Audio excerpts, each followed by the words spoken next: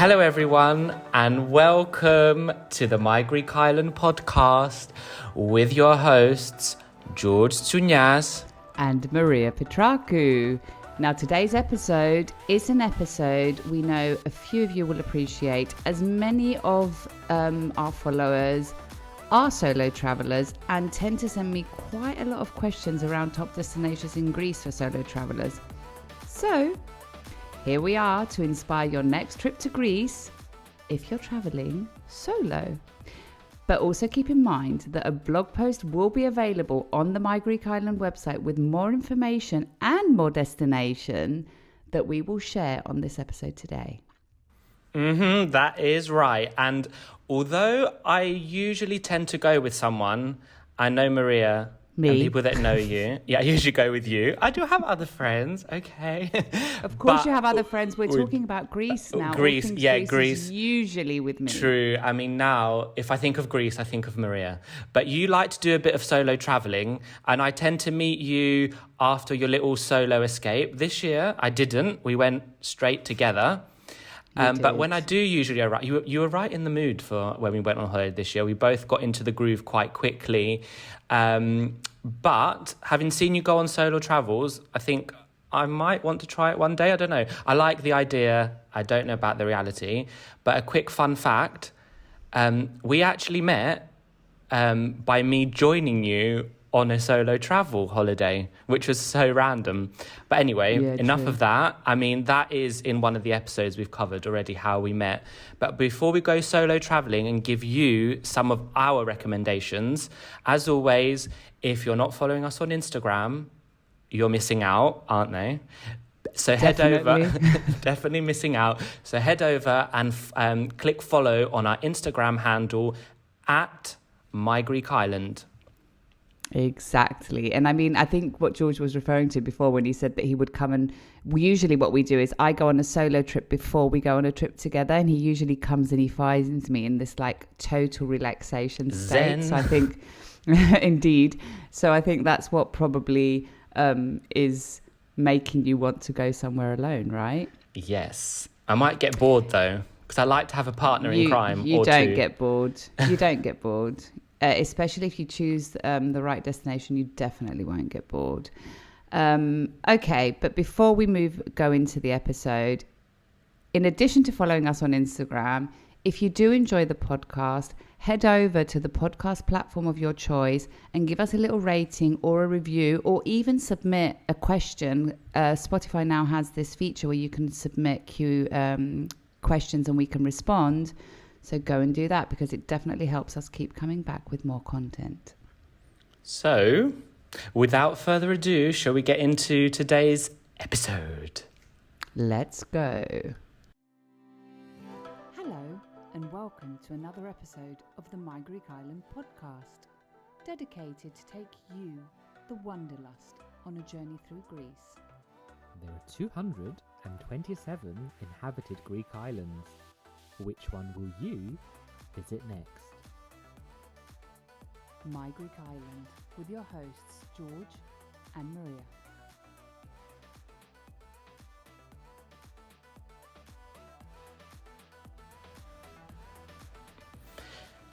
Right, as we said on the intro of this episode, we're talking about islands for solo travels, which we have had questions about. So we're about to answer those questions and give you our tips, aren't we?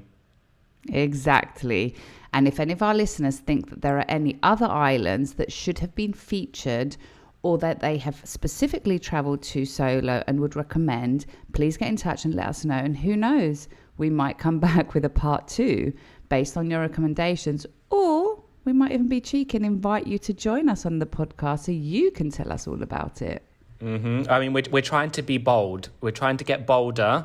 So we love to hear from you. We love seeing your tags and listening to your stories. And of course, we do read your requests that come into the Instagram account. And sometimes we make it happen with an episode on that.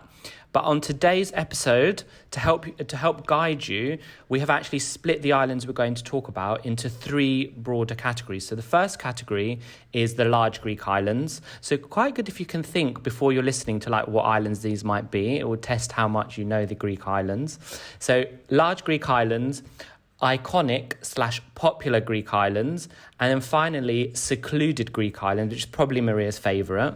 The seclusion element, and we thought we would make this distinction to help you further narrow down and choose the right place that is right for you. So let's get into it and get some music. Ba-dum.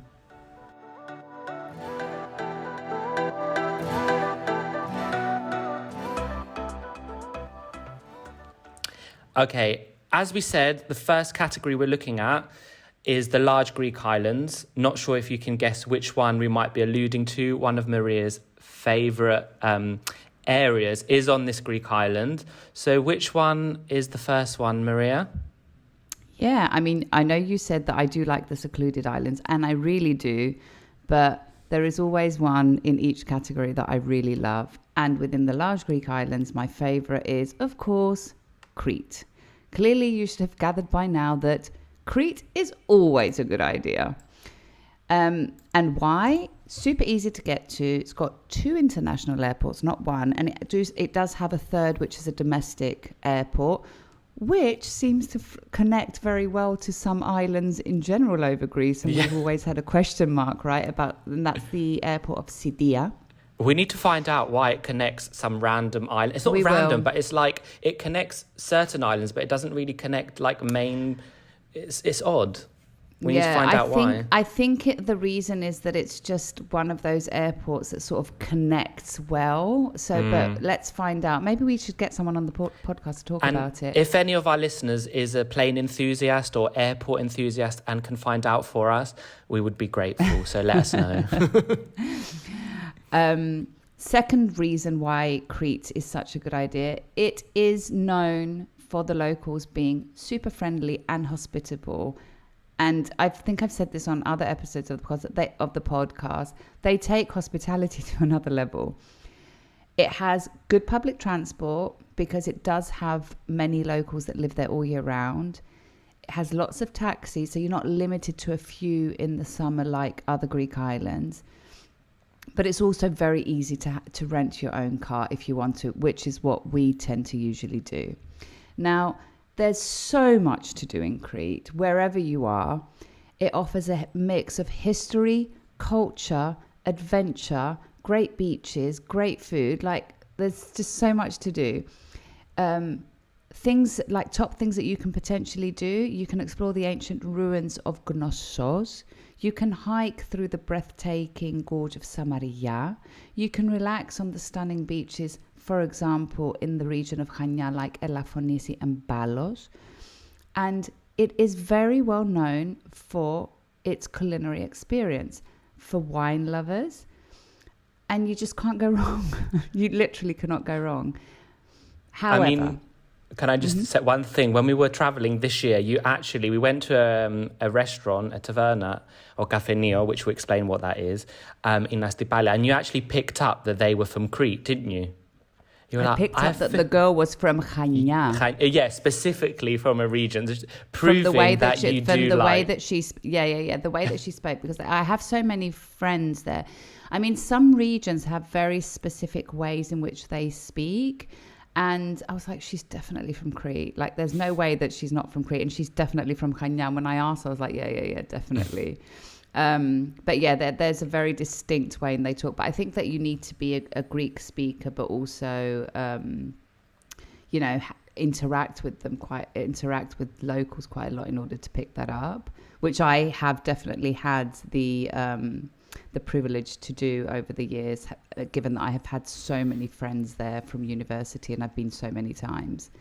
But anyway, just as a side note, the island is big. I mean, we've put it into the category of the large Greek islands. So it needs time. Personally, I always say that you need approximately a week per region. So Crete has 4 regions. You've got starting from left to right, you've got Chania, Rethymno, Iraklio, and Lassithi. So each of them, I would recommend a week in order to be able to see enough of the region.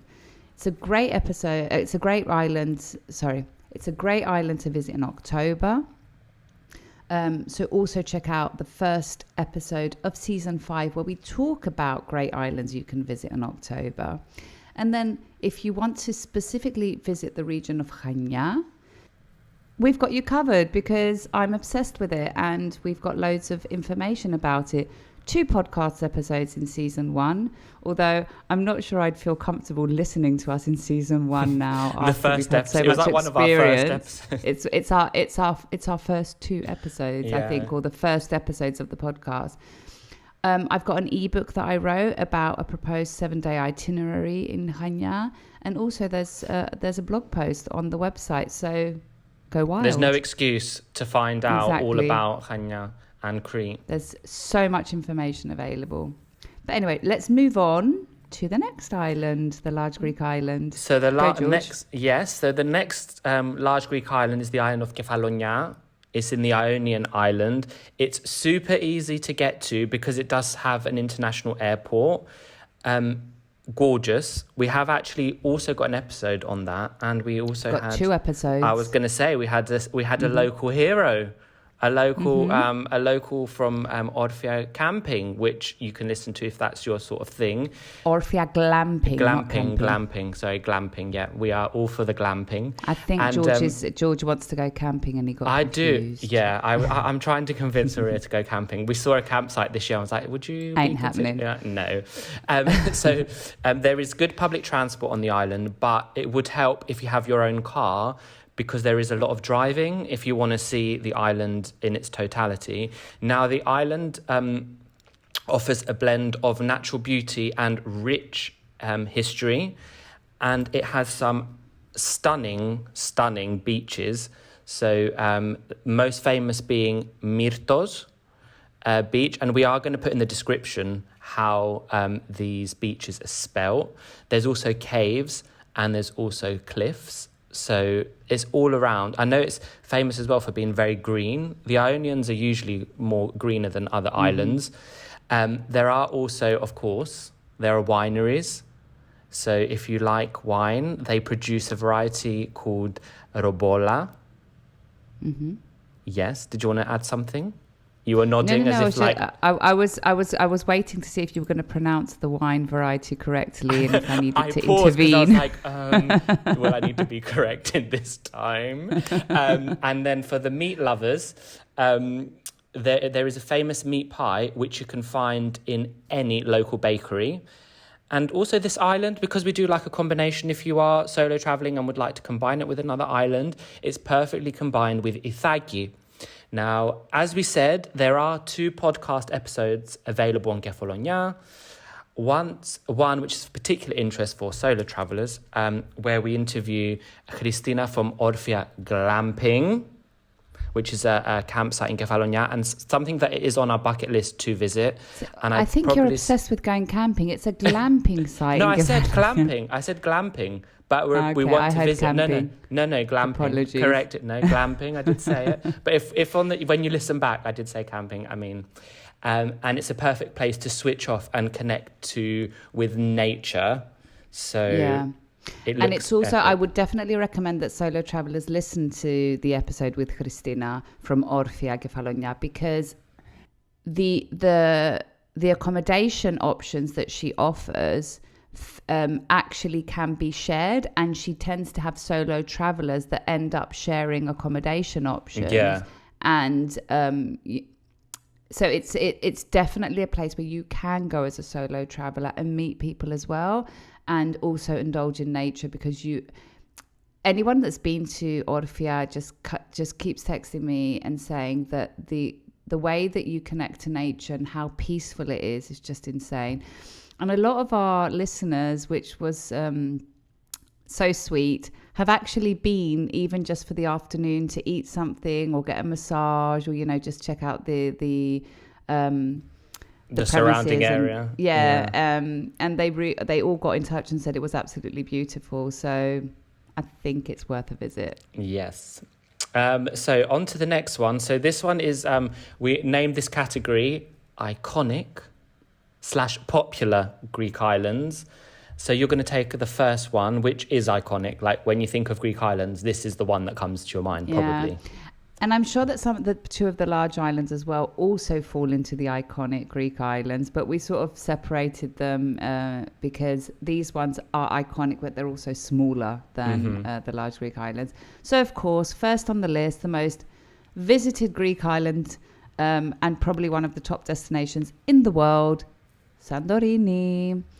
Now, Santorini, again, super easy to get to. It has an international airport with loads of direct flights. I mean, you can even fly, I think you can fly until the end of October, beginning of November from London, for example. Yeah, it has a longer season than many of the islands. It does have a very long season. And I mean, George, you know this, and I think we've mentioned it many times on the podcast.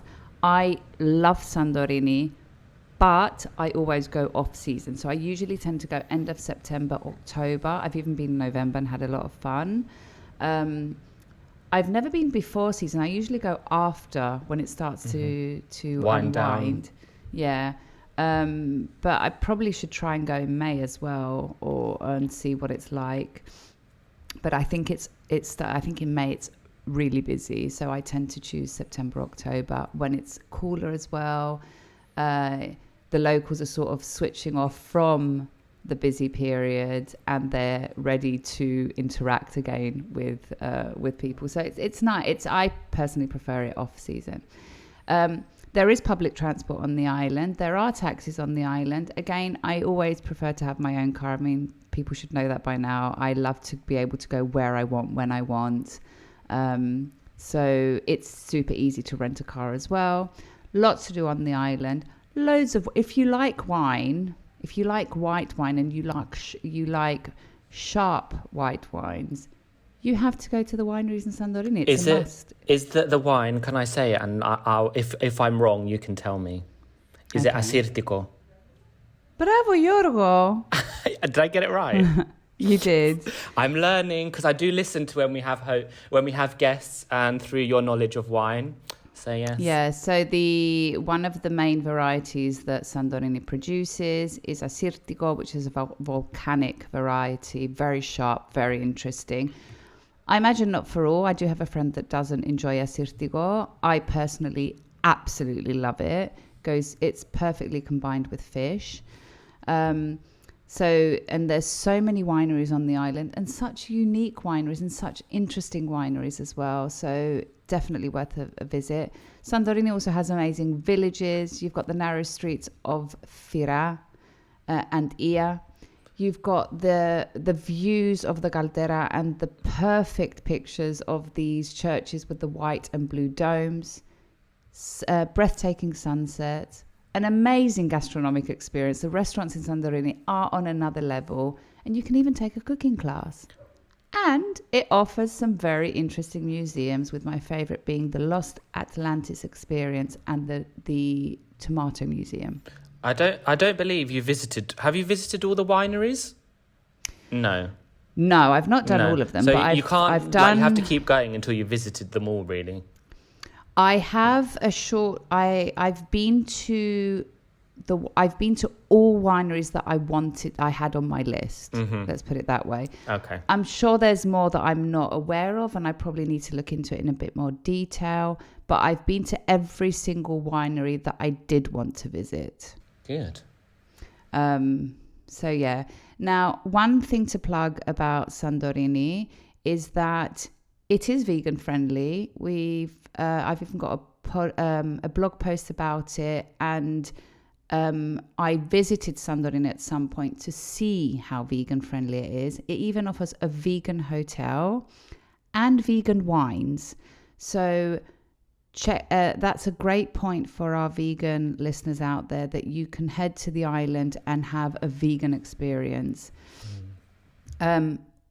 Also, another great island you can visit in October, and we mention it on the dedicated islands you can visit, destinations you can visit in Greece in October episode.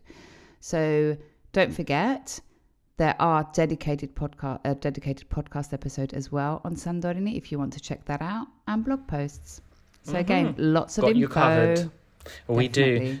do. So the next one, we're going back to the Ionian. So this island is Lefkada, which is relatively near to Kefalonia. It is one of the most popular islands on the Ionian, primarily because it is connected to the mainland. It's easy to reach. It also has an international airport for the summer period, which connects to Europe. But let's just caveat that the airport is not in Lefkada, but it's on the mainland. It's on the mainland in an area called Preveza. And it's a 20-minute drive. And because the island is connected with a bridge, it's super close to get to. So when we refer to Lefkada, we say there is an airport, although it's actually not physically on the island. Yeah, it's not Lefkada Airport, it's particularly popular for sailing. And the easiest way, again, to get around is by car. But if you do not have a car, it might be worth staying in the main town of Lefkada, where all the buses leave from. And there is a long list of things that you could be doing, and lots of beaches.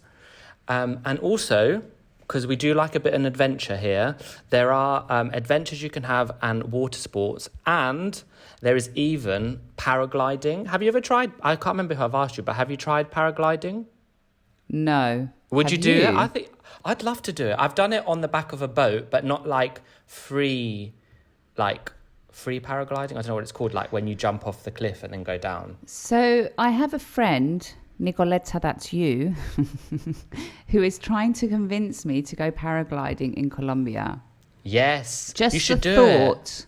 Absolutely not. Just the thought. I mean, never say never. You never know. You might actually see a story on the Instagram account of me paragliding in Colombia, but just the thought actually makes me panic.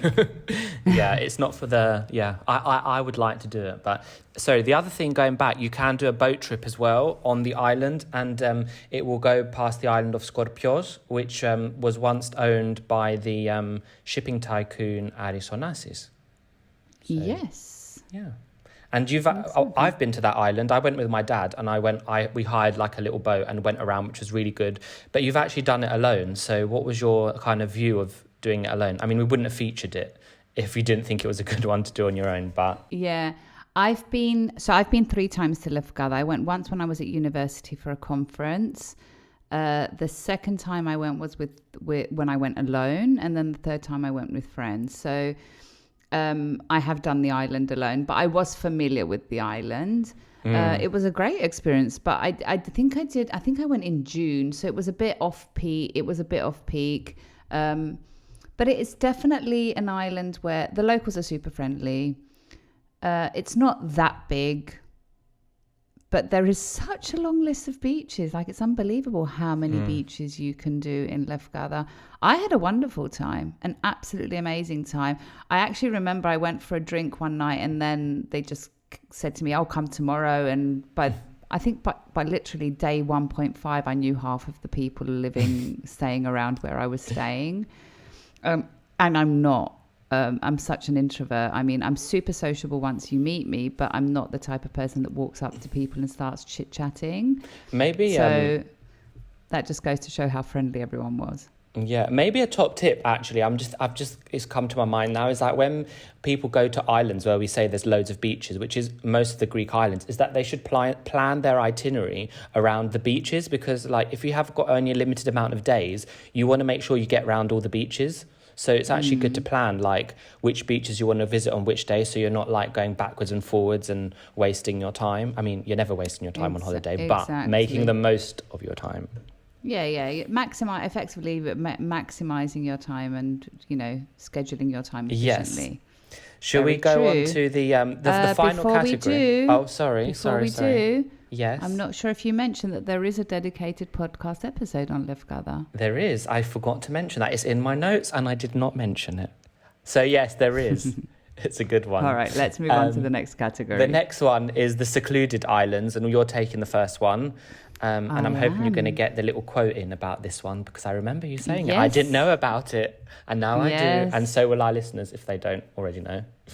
Yeah, and we'll explain exactly what we need. So the first secluded island that we're going to mention is Ithaki or Ithaka, which George mentioned previously, is perfectly combined with Kefalonia.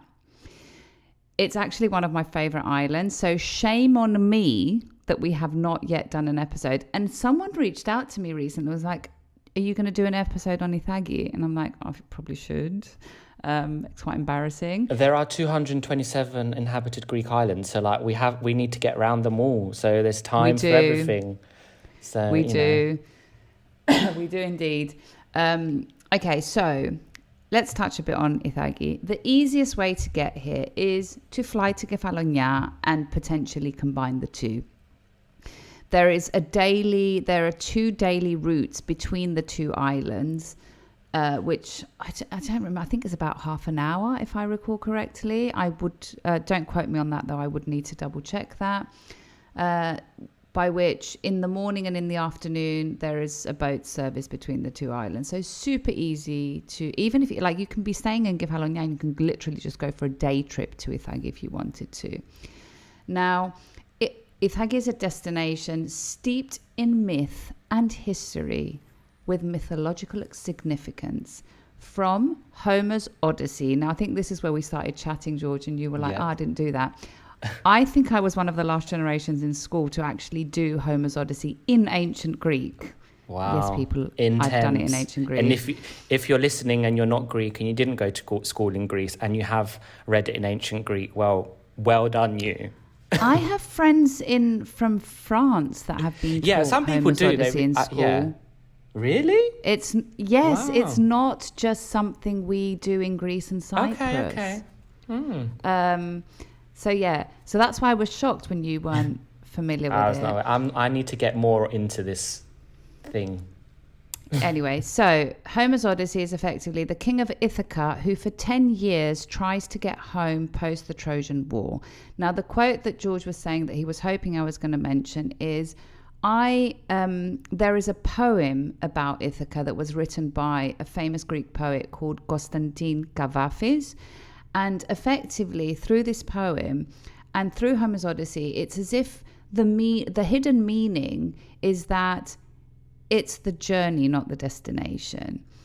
And I actually have a piece of jewelry from someone called Margarita Meitani, who effectively engraves quotes from famous Greek poems on her jewelry. And I actually have custom made, and I actually have one with the quote from the first effectively quote, line from the poem of C.P.Cavafy called Ithaka, which says, "As you set out for Ithaka, hope your road is a long one, full of adventure, full of discovery." So I have that carved on one of my my jewelry pieces from Margarita Meitani. And then if you want to take it a step further, and I'm going to leave it in the show notes because I'm absolutely obsessed with it, the recital of this poem from C.P.Cavafy exists by Sean Connery with some amazing music, and I'm very bad. I do not remember the name as of now of the composers that wrote the music accompanying the recital of the poem. Absolutely gorgeous. It's in English. I prefer to read the poem in Greek, to be honest, because I feel that I connect to it more in Greek. But the recital of the poem by Sean is just wow. So I'm going to leave it in the show notes. Anyway, going back to Ithaka. The island has this amazing tranquil energy. It's so easy to unwind. The locals are so friendly.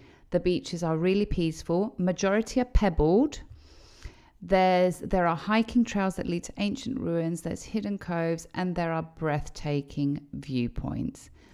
I would recommend having your own car on the island, although there are buses and local taxis if needed. Now, I'm going to give you a top tip. My favorite beach on the island is called Gidaki.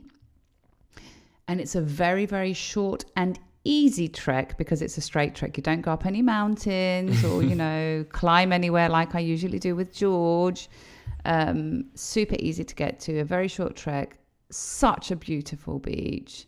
Pebbled, so if you don't like stones, or if you have a question mark about stones, maybe get some specific shoes, like some beach shoes. Such beautiful waters there. Definitely my top beach on the island. Mm-hmm. And that's it for Ithaka. Lovely. So we're going to have to do a dedicated episode to that one because we're going to have to go as well because I would love you to go and see Ithaka, George.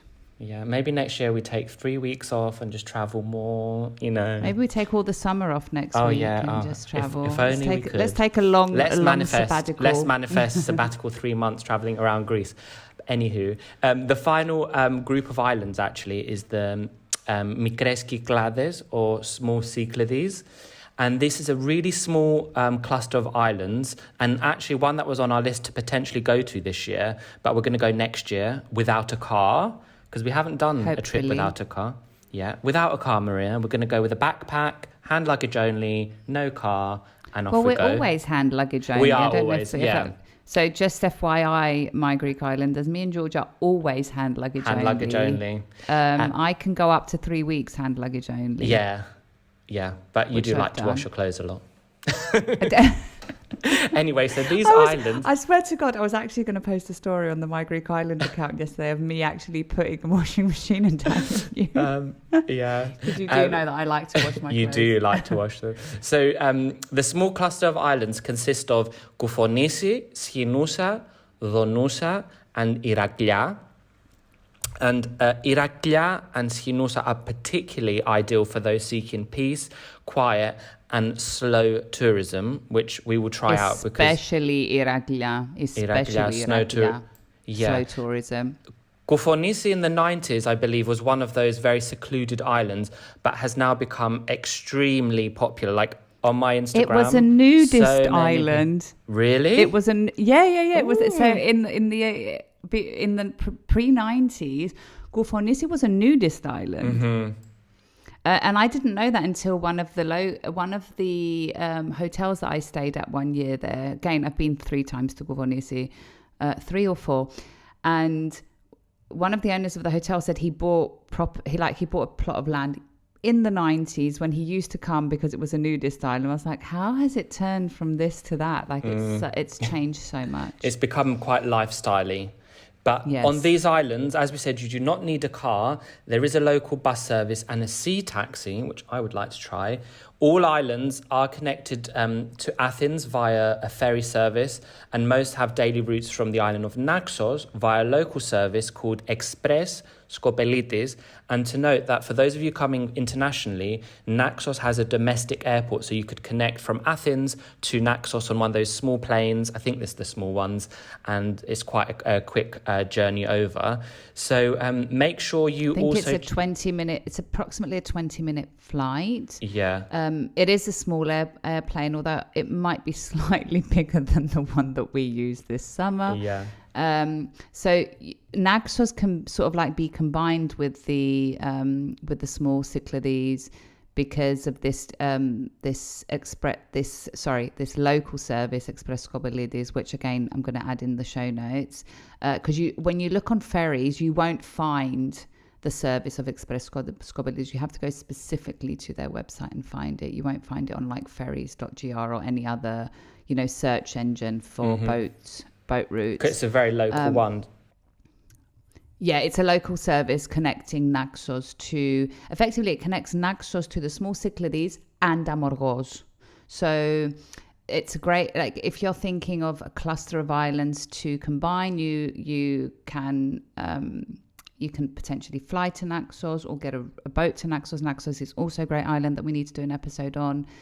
And then you can sort of combine it with either the small Cyclades or Amorgos, which, I mean, George, I've been moaning to you that I'd love to take you at some point to Amorgos. I think you'd absolutely love it. Mm-hmm. And we did do a dedicated episode on the islands that you don't need a car to go to. You don't need a car to go to, so... Which the small Cyclades were part of. Yes. And then just before we move on, just a quick note that we mentioned Koufonissis, Chinusa, Donusa, and Iraglia. The majority are very, very close to each other, with the exception of Donusa, which is a bit further away and a bit more on its own and secluded.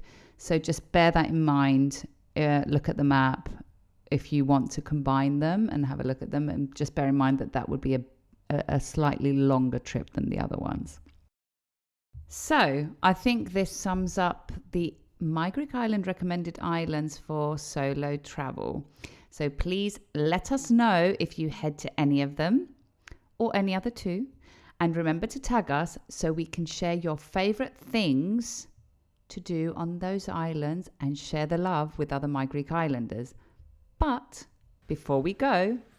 Well, before we go, Maria, this year we went to the island of Astypalia, which I think, I don't know about you, putting you on the spot here, but I would say it's a very good island for a bit of solo traveling, especially having the main town being like the center of the community. I completely agree with that. Okay, good, because we didn't prepare that one. And it has some local transport that people can use. And so stay tuned, because we're going to actually talk all about that island and our experiences, and maybe give you a top tip of where you should go to find that community feel.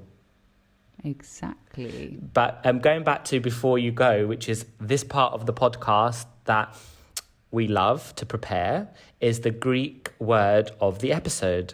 And I think our listeners are ready to put one of the islands we mentioned on their bucket list if they haven't already visited it, and maybe go and try it as a solo traveller. So I think the first phrase of the day in the spirit of this episode would be, what do we think we're going to give people? I would say something along the lines of, I'm alone, or a table for one, or stuff like that, or, Okay, so we've actually got 4 phrases, so it's quite a lot here. The first one, well, the first 2 are the same, but depending on gender. So we have moni mou ime, which is I'm alone for female, and monos mou ime, I'm alone for male. So do you want to repeat it? Moni mou ime, or monos mou ime. And you can say that, for example, when you go to a restaurant and you walk in, you say, oh, moni mou ime, table for one. Which I think you're going to give the table for one now, right? You beat me to it. Table for one is ένα τραπέζι για ένα άτομο. Ένα τραπέζι για ένα άτομο. One table for one person. And to Which you, is Maria? also gender neutral, right? It is, yes. Ένα τραπέζι για ένα άτομο. Perfect. And the final one is if someone asks you a question, περιμένετε παρέα, which means are you waiting for company or waiting for someone? And you could just answer with the word no, which is όχι. So that's περιμένετε παρέα? Όχι. Or if you're lucky to have met someone on your travels and you want to go for dinner together, then you could say yes, which is ναι. Yeah, so περιμένετε παρέα? Ναι. Amazing. Okay, my Greek Islanders, we hope you enjoyed this episode. Thank you so much for listening, and see you on the next episode. Γεια σας. Γεια σας. Right, my Greek Islanders, this comes to the end of another episode of this podcast. Now you know the drill. If you like this episode, share it to share the love with the My Greek Island community, where everyone is welcome. And Don't forget to follow, like, subscribe, and all that jazz, and maybe give us a little rating from wherever you're listening to us from, so you are notified every time a new episode drops. And if you have any suggestions or requests, get in touch. And for those of you visiting Greece, don't forget to tag @My Greek Island on Instagram for a future feature. Until then, see you later, or as they say in Greek, Ta leme.